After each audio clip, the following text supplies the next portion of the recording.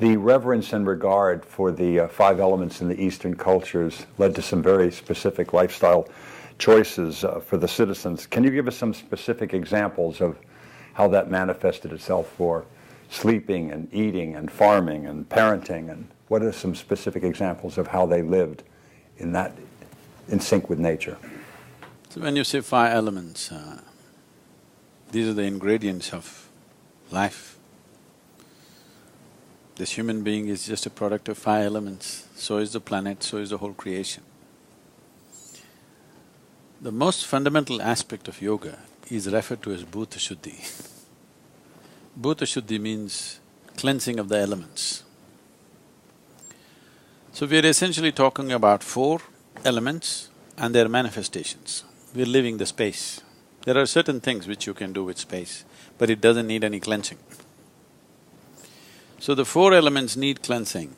How these four elements behave within you will determine your health, longevity, psychological balance, spiritual possibilities, mystical access. Everything is determined by how you keep the four elements within the system. 72% of your body is water, another 12% is earth, another 6% is air, another 4% is fire, the remaining is space. If you know how to keep these four elements, then your well-being, your health, your longevity, your ability to determine how long you should live and when you should live, all these things are 100% in your hands. You become a master of your own destiny. If you just control the waters in the system, phenomenal things will happen. Always there's a large focus on water because 72% of the body is water. You must understand, this body is just a product of this planet.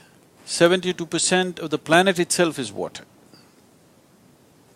If you want to look for life somewhere where there is no life right now or where we cannot spot life right now, the first thing we look for is presence of water. And it is the only miraculous element found on this planet which is naturally available in all the three states of being solid, liquid and gaseous at the same time. So, when I say water, it's interesting that today in the last probably 6 to 8 years, much research has gone into water as to what water is capable of.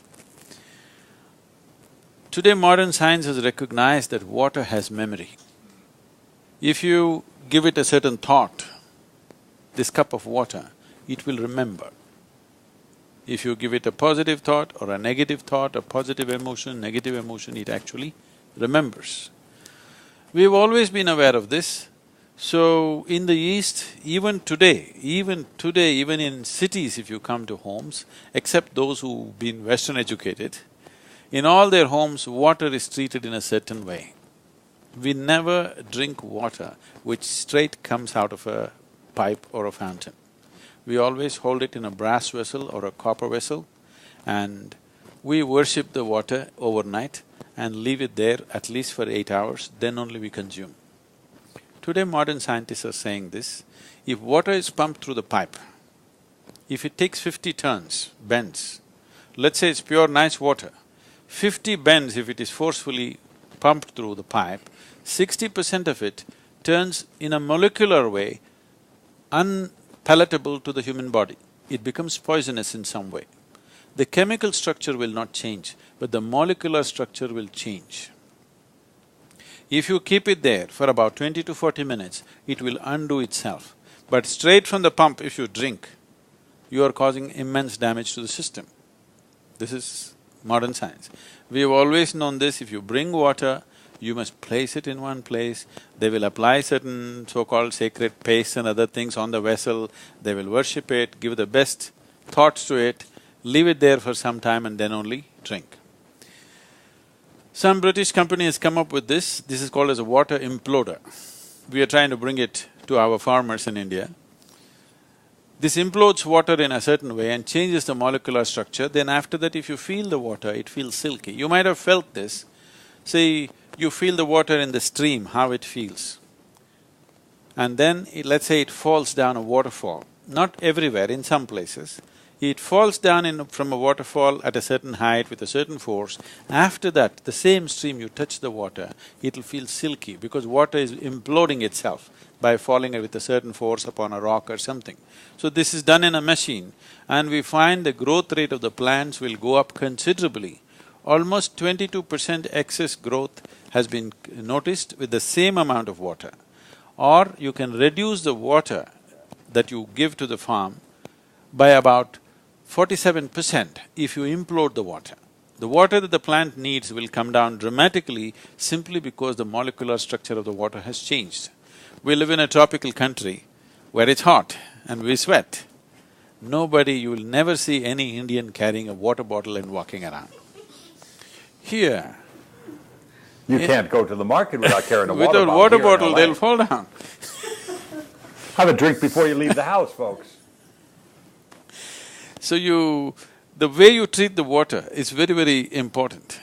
Just constantly drinking water has many, wrong things happening in the system. If you drink a certain volume of water at once, the body will determine how much to absorb and how much not. But if you sip it constantly, body will get confused and start absorbing more than it should. So this will bring down the concentration of sodium in the blood level, and a certain level of brain swelling will happen. But you will not feel headache. If you do not drink water, the sodium content increases and then there is a swelling where you will feel headache. So you think just because you have a headache, you think you must sip water.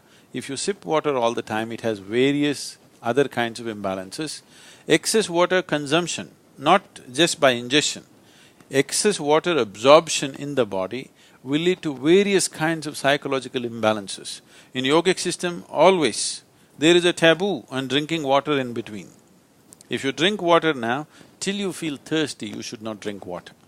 When you feel thirsty, you must wait for 15 to 20 minutes and then drink water. How much should you drink?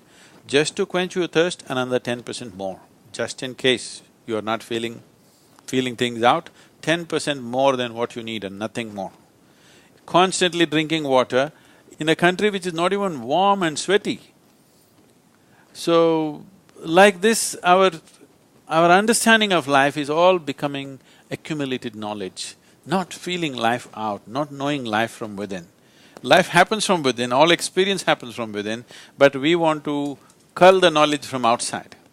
So treating the water in a certain way, around us and within us, this is all it is. The fundamental of yoga is just this, cleansing the four elements and treating these elements with a certain reverence and a certain way of approach, because now beyond doubt it is established that water has memory. If you treat it badly, it remembers and gets back at you. It gets into you and works from inside. Thank you so much.